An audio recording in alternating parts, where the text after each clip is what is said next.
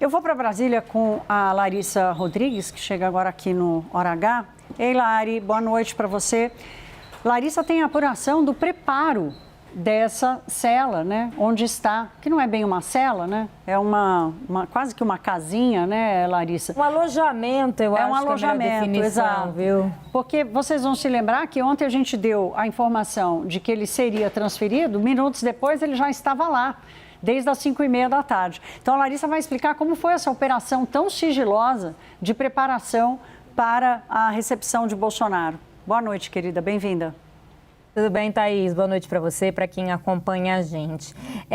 Hoje eu fui tentar entender o quanto foi avisado com uma certa antecedência o governo do Distrito Federal e a polícia do Distrito Federal, que é responsável por gerir aquela área que é conhecida como a Papudinha. E algumas informações me chamaram muito a atenção, viu, Thaís? Primeiro, desde dezembro, me pontuaram algumas fontes, já havia essas conversas e até lembrando, Gustavo Uribe disse isso aqui, trouxe em primeira mão aqui na CNN que Moraes já pensava se seria melhor fazer essa transferência. Então, desde dezembro se começou algumas reuniões e uma espécie de preparação caso de fato acontecesse a transferência. Não havia, obviamente, nenhuma confirmação até então de que o ex-presidente seria mandado para Papudinha, mas havia um preparo do local se fosse necessário resolver tudo ali com uma certa urgência. E por que isso é importante a gente destacar? Porque também em dezembro foi mandado para lá, por ordem do próprio Moraes, do ministro Alexandre de Moraes, Anderson Torres, ex-secretário e ex-ministro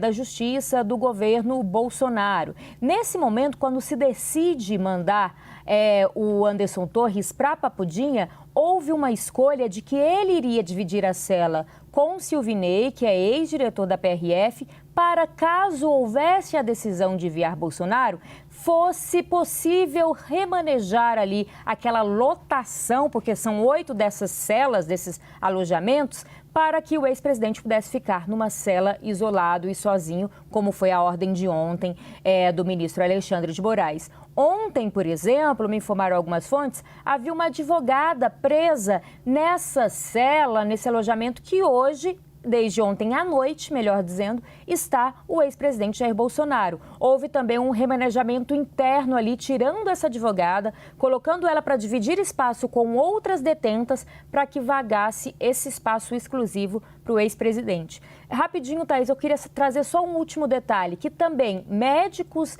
aqui do governo do Distrito Federal estão sendo chamados para uma espécie de plantão, já que não haveria, segundo essas fontes, até então, médicos 24 horas. E na decisão de Moraes é a essa determinação, que o ex-presidente tem esse atendimento de saúde durante todo o tempo.